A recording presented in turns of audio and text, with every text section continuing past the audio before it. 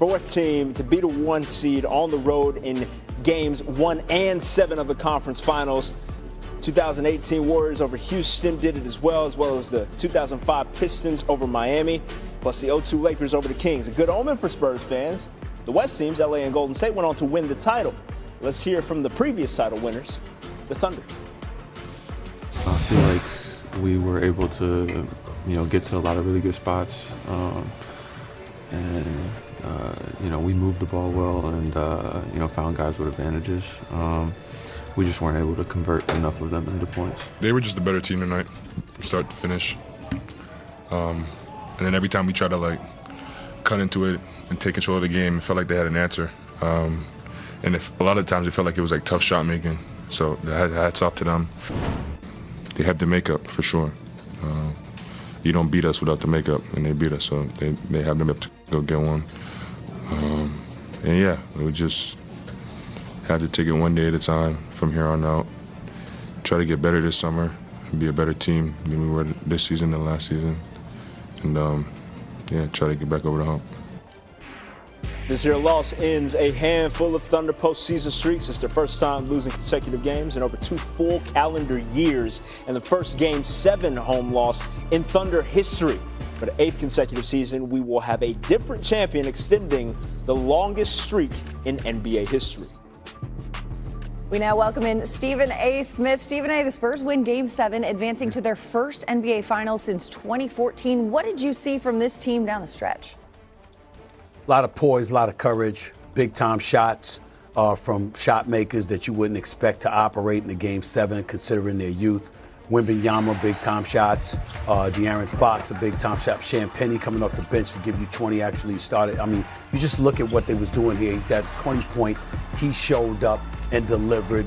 Dylan Harper showed up and delivered. It was just a collective effort. 7 players scoring in double figures for the San Antonio Spurs. They didn't sit around and play the role of spectator as Victor Wembanyama did his thing.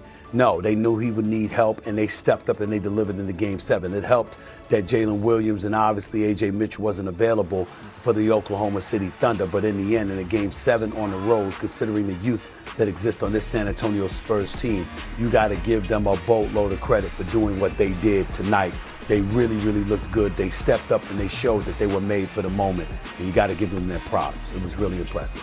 For the Thunder, their depth got tested, and unfortunately they fall on the losing side of this here equation. Their chance at repeating ends in the conference finals for them. So what was different about this year's postseason run for OKC?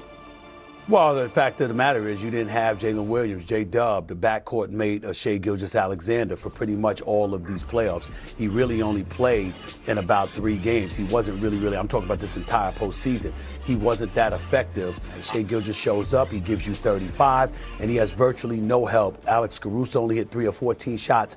And Chet Holmgren was such a no-show that they sent an APB out for him during the game. I wouldn't be surprised if that happened. It was an awful no-show on his part to just attempt about a couple of shots for the game, knowing that Victor Wembanyama, a nemesis on a prep level for this man, was out there doing his thing.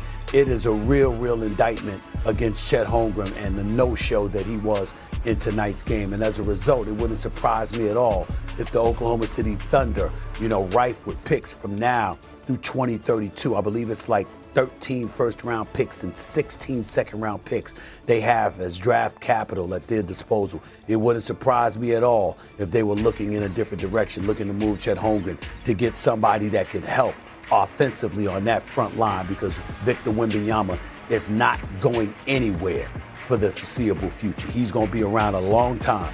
And if you want to capture another championship in Oklahoma City, you got to deal with that man. I don't know if there's any amount of help that's going to save you from a brother that's 7'4", hitting crossovers and step-back threes in the midst of a Game 7. So, Stephen A., we appreciate it. We're going to spin this thing forward and see how they're going to do against those Knicks later. This best of 7 in the Western Conference, Thunder and Spurs, has been a Hooper's delight. Sunday did not disappoint. Both squads came in dressed in all black, ready for a funeral. But one team would end up going home in this do-or-die matchup. Early first quarter, OKC down 4. Chet Holmgren. Floater does not go.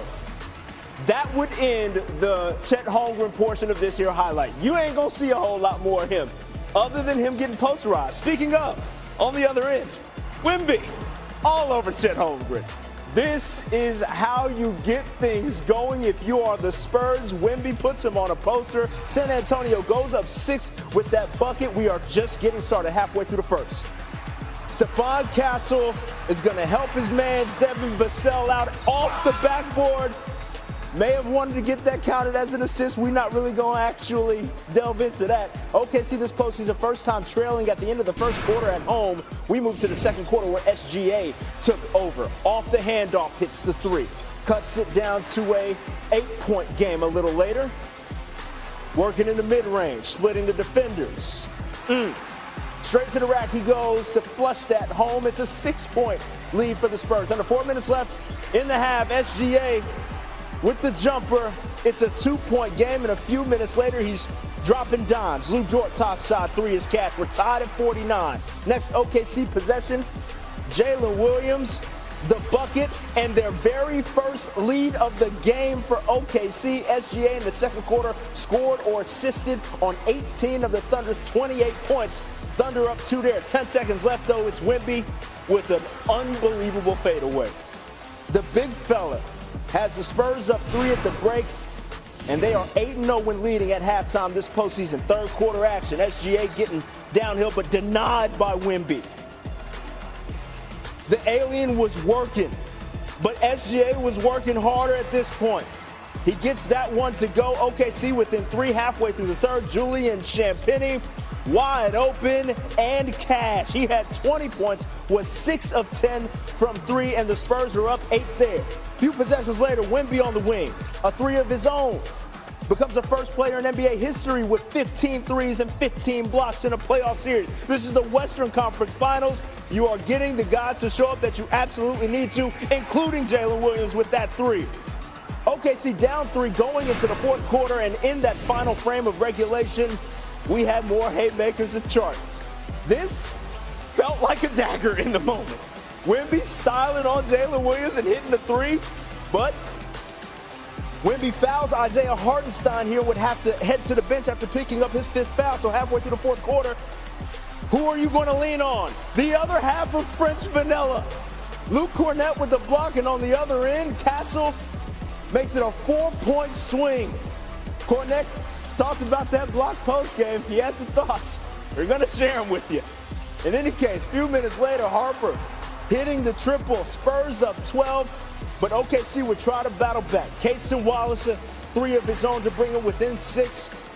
And still at that margin, under 20 seconds left. Wallace tries again. This one does not go. The Spurs take it to the other end of the court. Ain't no pleasantries being exchanged, baby. We flushing this one home. The emotions start to pour out for all of the Spurs, especially that man, Wemby. They win 111-103 and will take on the Knicks in the finals. So let's hear from the alien. Winning the Larry O'Brien, it's a childhood dream. And having a real shot at it, having a chance, tangible chance at winning it, at realizing a dream, it's a chance. It's a lifetime chance, you never know when it's gonna happen again. But it's, the day we win it, speaking for myself, it's gonna be an amazing day of realization of a dream, It's hard to put into words. It's almost like the meaning of my life, You work, all these hours we put in, it's for these type of emotions.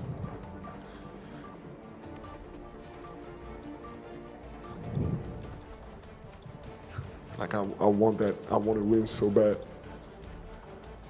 It's like my life depends on it. This team has now been pretty damn consistent for a long time, for over 100 games for the most part. And so I'll take those things.